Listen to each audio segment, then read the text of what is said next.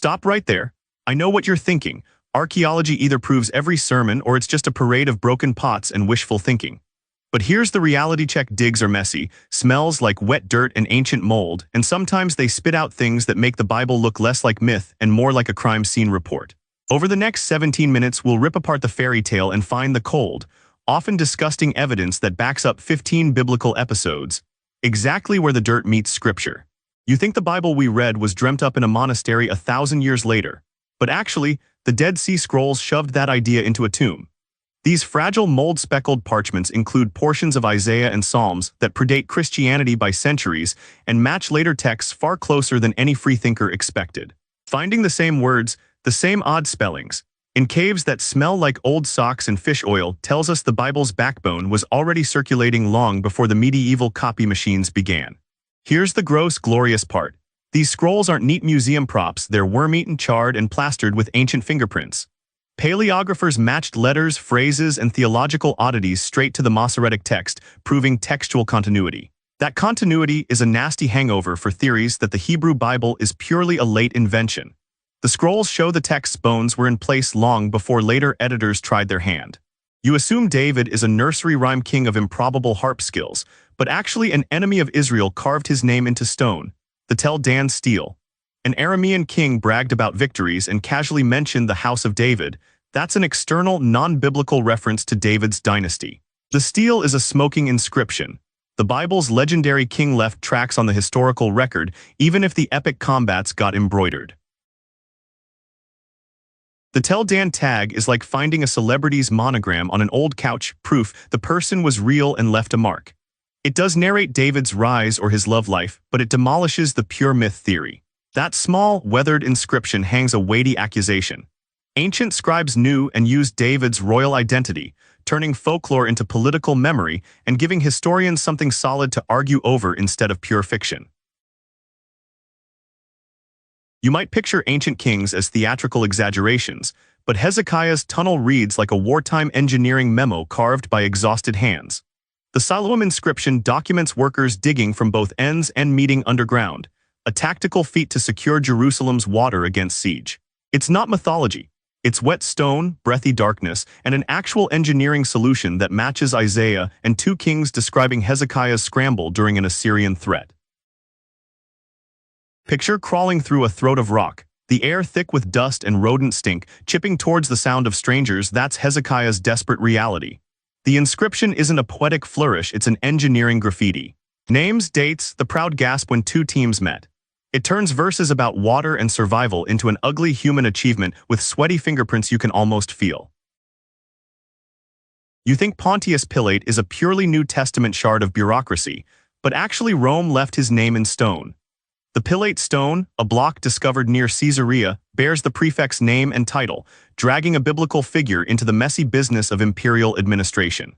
It's the archaeological equivalent of finding an invoice with someone's signature. Bureaucratic, banal, and humiliatingly real. Pilate's stone doesn't glamorize anything. It anchors the passion narratives into imperial paperwork and metal helmets. Finding his name shifts the gospel narrative from myth to a collision between province-level bureaucracy and local unrest. That bureaucratic tang gives the gospel's political tension a real, dirty frame. Imperial rule, public executions, and the kind of official documentation that criminals and governors both hate. You might think Caiaphas is a dramatic villain scripted for his role in the Gospels, but this ossuary proves he existed and served as high priest. The limestone bone box, complete with his carved name, contains the literal leftovers of a real religious elite who presided over turbulent Jerusalem. It's grotesque, yes, religious authority boxed up with bones, but it feeds the Gospel's political theater with a real figure who could plausibly have ordered or advised the arrest scenes we read about. An ossuary is literally a polished cardboard box for bones, and finding Caiaphas's name on one is like discovering a judge's business card on a murder scene. It doesn't explain motives, but it sharpens the historical silhouette. There was an institutional Jewish leadership that could and did coordinate judicial or quasi-judicial actions. That makes gospel intrigues less like fiction, and more like a messy municipal scandal with bone boxes as props. You think ancient empires are faceless antagonists in scripture, but Sennacherib left a braggadocious prism that tells his side of the siege story. The Taylor-Sennacherib prism boasts about campaigns around Judah, even naming tributaries and conquests, sometimes contradicting the Bible's miracle claims.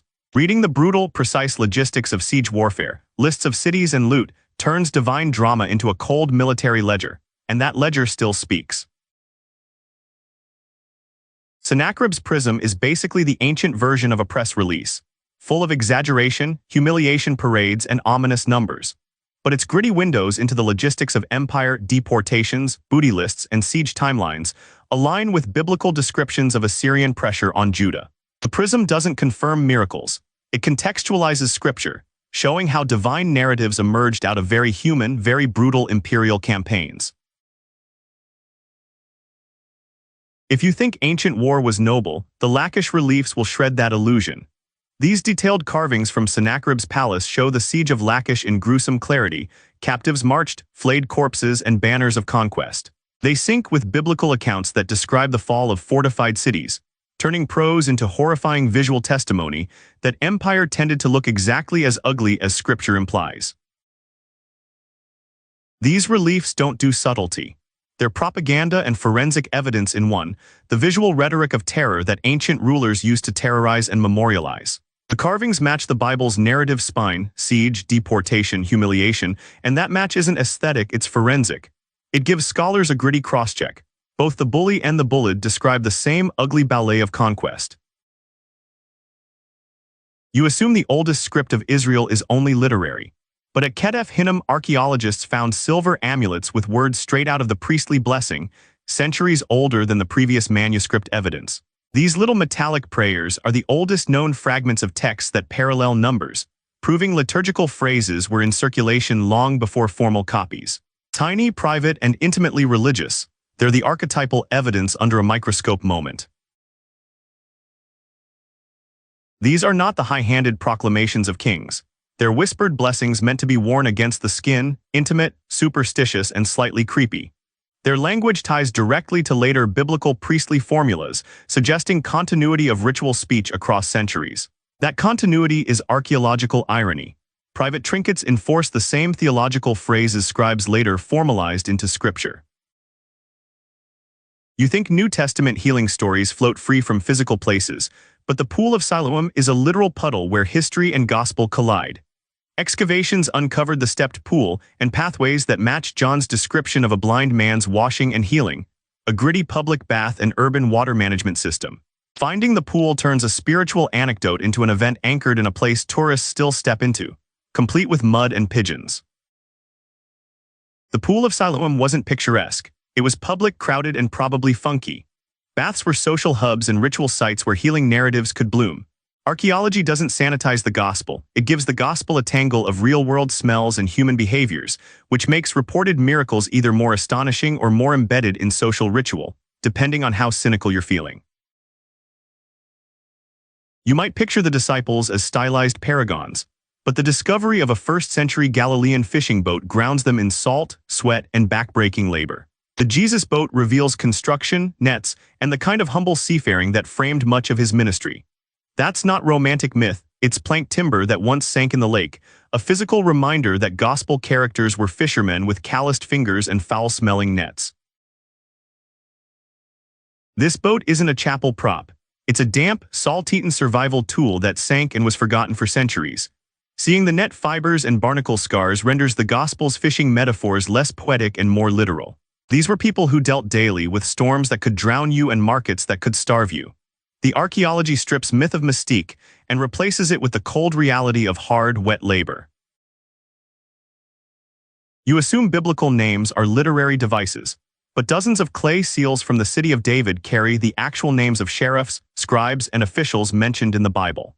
Bully like Jehuel and Jedaliah link administrative bureaucracy to scriptural narratives about Jerusalem's politics. These tiny stamps are bureaucratic proof that those who appear in prophetic complaints and palace intrigues existed and left official impressions like a paper trail in hardened clay. A bulla is administrative grime made beautiful, the official seal smeared into wet clay, stamped like a signature. Their existence shows governmental systems, tax collection, and record-keeping that align with the political world of the prophets and kings.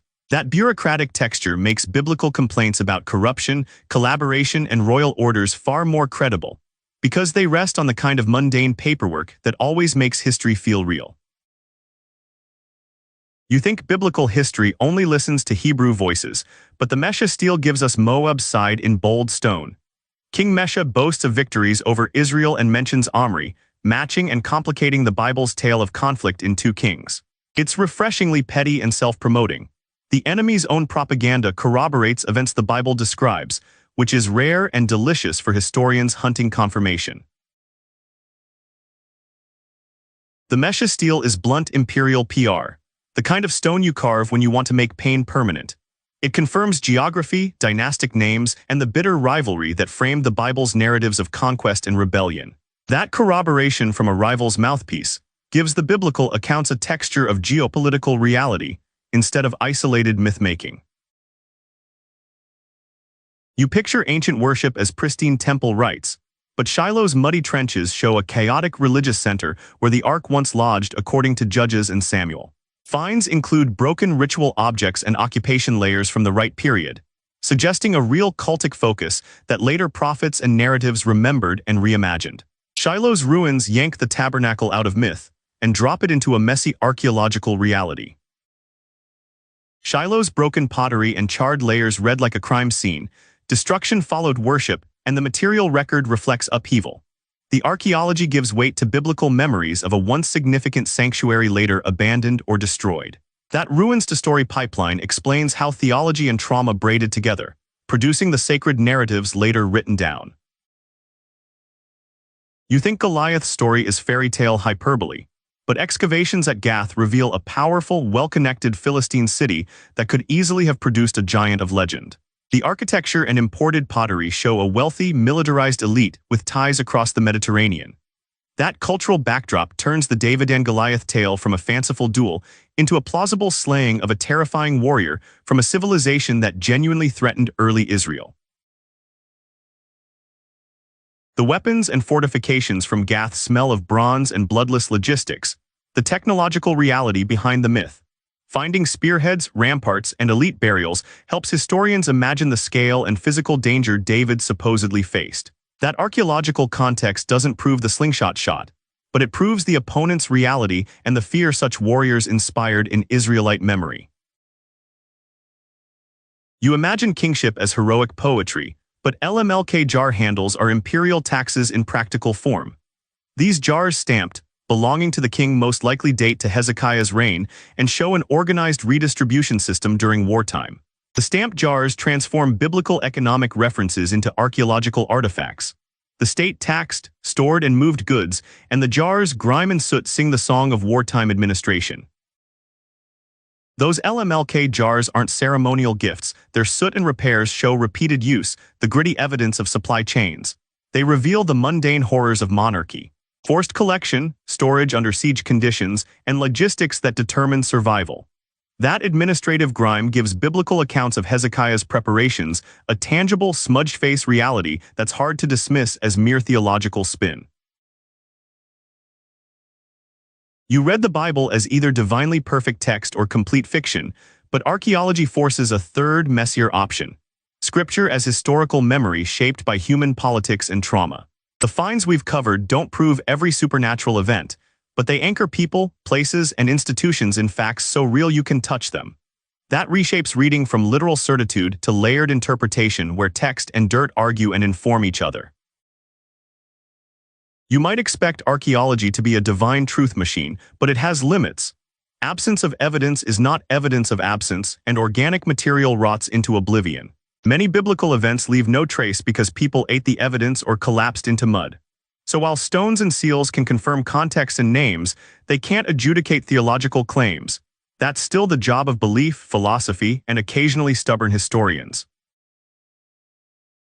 You assume archaeological finds are neat and final, but the field is a soap opera of forgers, misread scripts, and petty scholarly turf wars.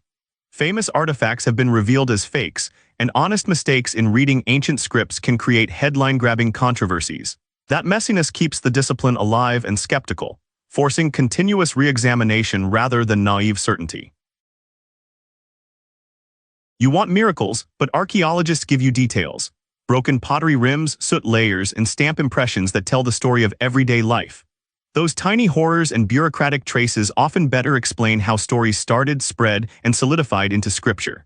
The dirt is dull and glorious. It's the forensic backbone that either supports or complicates claims, and it tends to make ancient narratives more human and less untouchable. Skeptics are right to demand evidence and call out sloppy claims, but wrong to assume silence equals fabrication.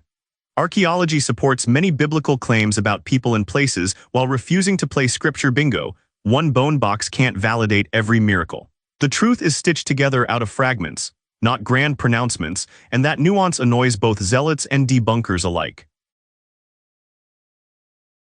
So much archaeology is osteology, the science of bones, and bones are blunt instruments that tell stories about diet, disease, and violence. Skeletal markers can confirm famine, injury patterns from warfare, and burial customs that match biblical description. That grim clinical data lives far from theology, but translates into human stakes that make the Bible's tragedies and triumphs eerily tangible. After all this dust, a sensible approach is to read the Bible with both reverence and skepticism, not to burn it or to worship dirt, but to use archaeology as context. Let artifacts inform historical plausibility and cultural detail, while interpretation handles theology. That balance turns scripture into a multi-layered conversation between faith and fact, where neither side gets all the answers but both grow more honest. If you want one brutal, satisfying takeaway, archaeology doesn't hand out religious absolutes, it hands out people, names, and places you can smell and touch. When fragments, inscriptions, and ruined jars line up with texts, the narrative gains a hard backbone. That backbone doesn't answer prayers, but it makes the stories less like cloudy parables and more like actual history with real human fingerprints on it. You think the age of discovery is over, but remote sensing, DNA, and 3D scanning are rewriting the map as we speak. New tech finds buried structures without digging and reads microscopic residues that reveal ancient diets and trade. The future will either complicate sacred narratives further or reveal even messier confirmations. Either way, it promises more dirt, more nuance, and probably more scandal. Here's the last inconvenient truth. Archaeology and faith need not be enemies.